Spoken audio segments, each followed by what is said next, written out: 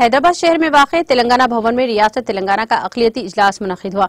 इस इजलास में BRS कारगुज़ार सदर के तारक रामाराव, साबिक़ वज़ीर दाखिला व रुकन क़ानून साज़ council Mohammed Mahmood Ali, BRS secretary general K Keshava Rao, साबिक़ वक्फ board chairman Mohammed Saleem, BRS incharge हल्के असम्बली मलकपेट मोहम्मद आजम अली, BRS अक़लियती क़ायदीन सैयद मुनीर, मुक़ीद चंदा, सोहेल क़ादरी, मीर इनायत अली बाखरी के अलावा BRS के दीगर अक़लियती क़ायदीन ने शिरकत की। इस मौके पर मुनक़िदा इजलास से BRS कारगुज़ार सदर के तारक रामाराव ने खिताब करते हुए कहा कि कांग्रेस अक़लियतों को वोट बैंक के तौर पर इस्तेमाल कर रही है।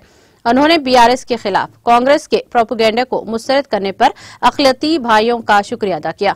उन्होंने कहा कि गुज़िश्ता इंतखाबात में BRS की हिमायत करने पर कांग्रेस ने अक़लियतों के साथ किनारा कशी करने की कोशिश कर रही है। उन्होंने कहा कि 1953 के बाद ये पहला मौका है कि रियासती काबीना में अक़लियतों को जगह नहीं मिली है। कांग्रेस पार्टी ने शब्बीर अली का नाम इस्तेमाल किया, इन्हें मुशीर का ओहदा देने पर तनकीद की।